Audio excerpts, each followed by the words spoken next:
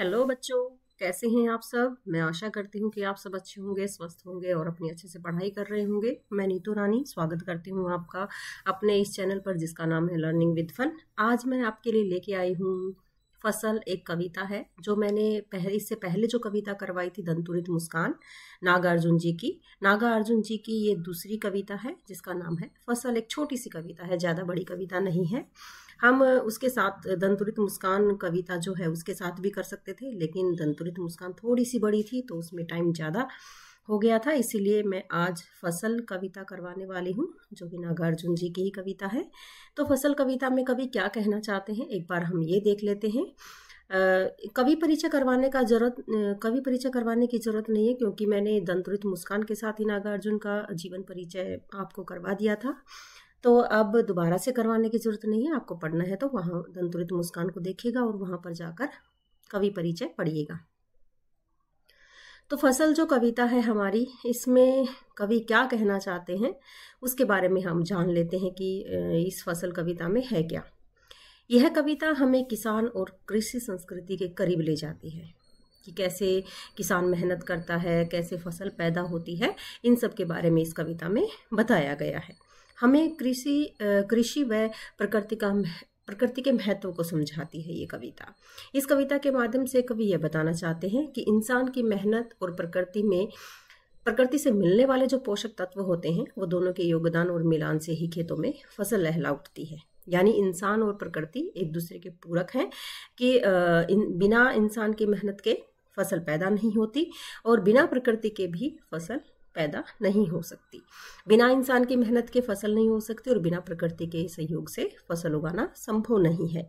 इंसान जो भी चाहे जब भी चाहे प्रकृति से बिना किसी संकोच के ले सकता है। प्रस्तुत कविता में कवि फसल को तैयार होने में किन किन चीजों की आवश्यकता होती है उनका वर्णन कर रहे हैं।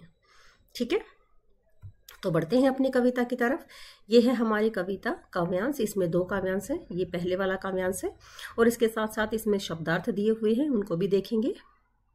देखिएगा, पहले हम कविता पाठ कर लेते हैं। एक के नहीं, 2 के नहीं, ढेर सारी नदियों के पानी का जादू। एक के नहीं, 2 के नहीं, लाख लाख कोटि कोटि हाथों के स्पर्श की ग्रीमा। एक के नहीं, 2 की नहीं, हजार हजार खेतों की मिट्टी का गुणधर्म। अब इसमें ये जो शब्दार्थ दिए हुए हैं ये इनको पहले देख लेते हैं। ढेर सारी का मतलब होता है बहुत अधिक, कोटि का मतलब करोड़ों, स्पर्श का मतलब छूना, गरिमा का मतलब महत्व, गौरव, गर्व जो भी कह सकते हैं हम। गुणधर्म का मतलब किसी वस्तु में पाई जाने वाली वह विशेष बात या तत्व जिसके द्वारा वह दूसरी वस्तु से अलग मानी जाए। ठीक है, ये है। इसका भावार्थ हम बाद में करेंगे, पहले इसकी व्याख्या कर लेते हैं। देखिएगा, इस कविता के माध्यम से कवि क्या कहना चाहता है। इस कविता के माध्यम से कवि कहता है कि मानव की जो, इंसान की जो मेहनत है, किसान की जो मेहनत है और प्रकृति का जो सहयोग है, उसी से फसल क्या करती है, लहला उठती है। मानव और प्रकृति एक दूसरे के यहाँ पर पूरक बताए गए हैं कि मानव और प्रकृति एक दूसरे के पूरक हैं, तभी फसल का होना संभव होता है। ठीक है, एक के नहीं, 2 के नहीं, ढेर सारी नदियों के पानी का जादू है ये फसल। ठीक है, अब इन पंक्ति में कवि कहता है कि 1 या 2 नहीं बल्कि अनेक नदियों का पानी अपना जादुई असर दिखाता है, तब जाकर फसल तैयार होती है।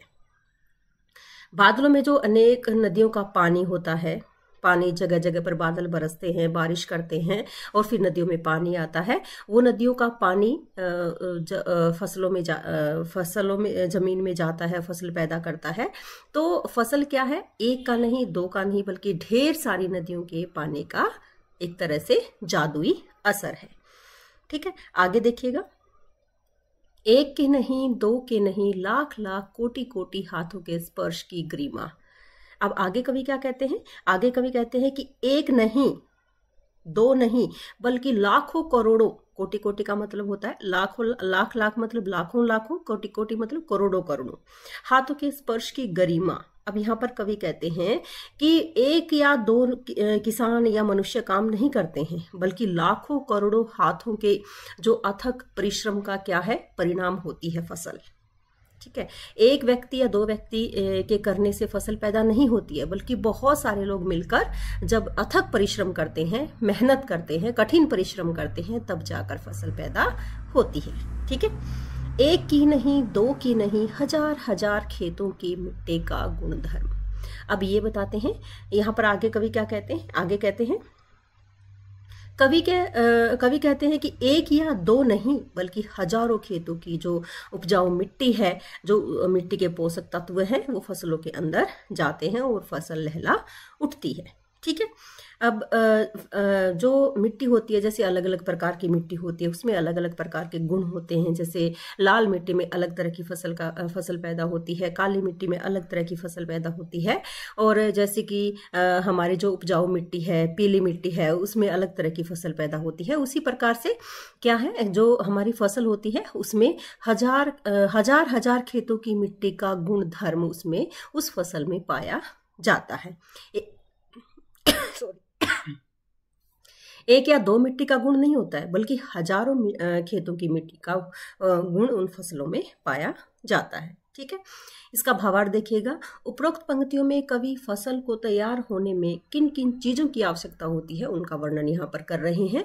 नदियों का पानी जब भाप बनकर उड़ता है तो वह आकाश में बादल का रूप ले लेता है, और फिर यही बादल क्या करता है, वर्षा के रूप में बरसकर धरती पर पानी के रूप में वापस आ जाता है, जिससे फसलों को अच्छी प्रकार से पनपने का मौका मिलता है। करोड़ों किसानों की जो रात दिन की मेहनत होती है, उससे फसल पैदा होती है। अच्छी फसल उगाने के लिए खेतों की मिट्टी भी अच्छी होनी चाहिए, क्योंकि मिट्टी की विशेषताएं भी फसलों की गुणवत्ता को प्रभावित करती है। ठीक है।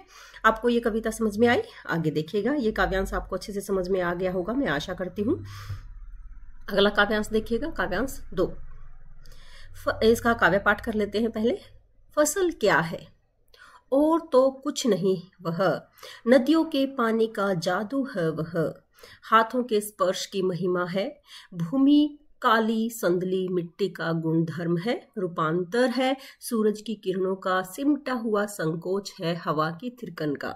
अब इसमें क्या कहते हैं, एक बार ये शब्दार्थ देखिएगा। महिमा का मतलब होता है महत्वपूर्ण या महान होने की जो अवस्था होती है, उसको हम बोलेंगे महिमा। ठीक है। भूरी का मतलब होता है भूरा रंग, काली मतलब काला रंग, संदली एक प्रकार का हल्का पीला रंग जो होता है, उसको हम संदली बोलेंगे। रूपांतर का मतलब होता है रूप में परिवर्तन होना, किसी वस्तु का बदला हुआ रूप या ट्रांसफॉर्मेशन जिसको हम बोलते हैं। सिमटा हुआ, जिसका संकुचन हुआ हो, जो सिकुड़ गया हो। संकोच मतलब झिझक, एक तरह से हिचकिचाहट। थिरकन भावों के साथ पैरों को उठाते हैं, गिराते हैं, हिलाते हुए नाचने की जो अवस्था होती है उसको हम थिरकन बोलेंगे। ठीक है। तो बढ़ते हैं अपनी कविता की तरफ। फसल क्या है? और तो कुछ नहीं है वह, नदियों के पानी का जादू है वह, हाथों के स्पर्श की महिमा है वह। अब इसमें कवि क्या कहते हैं, इसमें कवि कहते हैं, इस कविता के माध्यम से कवि कहता है कि मानव की जो मेहनत और प्रकृति का जो सहयोग है, उन दोनों के मेल से ही क्या क्या होता है, फसल लहलाती है, यानी कि फसल तैयार होती है। मानव और प्रकृति एक दूसरे के यहाँ पर पूरक बताए गए हैं, ये मैंने आपको पहले भी बता दिया था। इन पंक्तियों में और जो ये पंक्तियां हैं, इनमें कवि कहते हैं नदियों के पानी का जादू। फसल क्या है? अब यहाँ पर प्रश्न पूछा है कवि ने कि फसल क्या है, और आगे खुद ही कवि ने आंसर दिया है। क्या दिया है कि यहाँ पर जो प्रश्न पूछा है फसल क्या है, तो कवि कहते हैं नदियों के पानी का जादू फसल के रूप में दिखता है। फसल क्या है? नदियों के पानी का एक तरह से जादू है, क्योंकि बिना जल के फसल का होना संभव नहीं है। करोड़ों किसानों की जो दिन रात की मेहनत होती है, वो मेहनत का परिणाम ही क्या है? फसल है। ठीक है। यहाँ पर कवि ने अपना आंसर भी दे दिया है। अब भूरी काली संदली मिट्टी का गुणधर्म, रूपांतर सूरज की किरणों का, सिमटा हुआ संकोच है हवा की थिरकन का। अब यहाँ पर कवि क्या कहते हैं, यहाँ पर कवि कहते हैं कि मिट्टी जो होती है वो अलग अलग प्रकार की होती है। भूरी, काली, खुशबूदार मिट्टी, यानी अलग अलग प्रकार की जो मिट्टी के पोषक तत्व होते हैं, वो फसल के उगने में उसकी सहायता करते हैं। कवि के अनुसार जो सूरज की किरणों का रूपांतरण होता है, वो हवा की थिरकन का नाम ही क्या है? फसल है।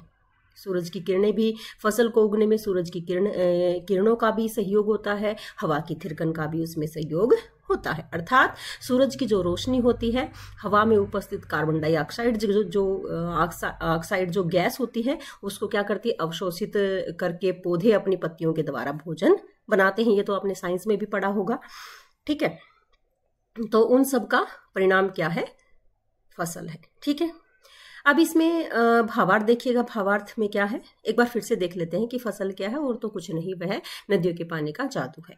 फसल यहाँ पर कवि ने प्रश्न किया है और खुद ही उसका उत्तर दिया है। फसल क्या है, कवि बोल रहे हैं कि फसल क्या है, तो कवि उत्तर भी देते हुए बोल रहे हैं कि नदियों के पानी का जादू, अलग अलग तरह की जो अलग अलग जो नदियां होती हैं उनके पानी का जादू क्या है, फसल है। क्योंकि बिना जल के फसल का होना संभव नहीं है। अब यहाँ पर हाथों के स्पर्श की महिमा है। अब जो करोड़ों लाखों जो हाथ हैं, अर्थात जो किसान है, वो जो दिन रात मेहनत करते हैं, उसका परिणाम क्या है, फसल है। ठीक है, भूरी काली संदली मिट्टी का गुणधर्म है। फसल क्या है, जो अलग अलग प्रकार की मिट्टी होती है, उसमें अलग अलग प्रकार के जो पोषक तत्व होते हैं, उनका नाम ही क्या है, फसल। उसके तत्वों के रूप में फसल उगती है, मतलब तत्वों का एक तरह से दूसरा रूप ही क्या है, फसल है। कवि के अनुसार जो आगे कवि क्या कहते हैं, रूपांतर है सूरज की किरणों का सिमटा हुआ संकोच है हवा की थिरकन का। अब आगे कवि कहते हैं कि सूरज की जो रोशनी होती है और हवा में उपस्थित जो कार्बन डाइऑक्साइड होती है, उसको गैस को अवशोषित करके ही जो पौधे होते हैं वो अपनी पत्तियों तक क्या पहुंचाते हैं, भोजन पहुंचाते हैं, जिसके कारण हमारी फसल तैयार होती है, लहला उठती है। तो आपको ये समझ में आ गया होगा। भावार्थ देखिएगा, अच्छी तरह से फसलों को फलने फूलने के लिए किसानों की मेहनत के साथ साथ पानी, मिट्टी का गुणवत्तापूर्वक होना, अलग अलग तरह की मिट्टी में अलग अलग तरह के पोषक तत्वों का होना, पौधों को बढ़ने के लिए सूरज की किरणों व कार्बन डाइऑक्साइड गैस आदि की आवश्यकता होती है। करोड़ों किसान अपनी दिन रात की मेहनत, नदियों के पानी का जादू, भूरी काली खुशबूदार मिट्टी यानी अलग अलग प्रकार की मिट्टी के जो पोषक तत्व होते हैं वो, और सूरज की किरणें भी अपना रूप बदलकर फसल के अंदर समाहित रहती हैं। अर्थात इन सब के कारण क्या होता है, फसल तैयार होती है। तो इसका एक बार इसमें विशेष भी दिया हुआ है, थोड़ा सा इस कविता में विशेष हमारा क्या है, एक बार वो भी जान लेते हैं। भाषा कैसी है, आपको इस कविता की भाषा कैसी लगी, सहज लगी, सरल और प्रभावमयी खड़ी बोली का इसमें प्रयोग किया गया है। इसमें तत्सम और तद्भव शब्दावली का भी प्रयोग देखने को मिलता है। प्रसाद गुण सर्वत्र व्याप्त है। दृश्य बिंब का यहाँ पर सफल प्रयोग किया गया है और वर्णात्मक शैली का भी इसमें प्रयोग हुआ है। ठीक है, तो आपको ये कविता कैसी लगी, अगर आपको अच्छी लगी हो तो कमेंट करना न भूलिएगा। धन्यवाद।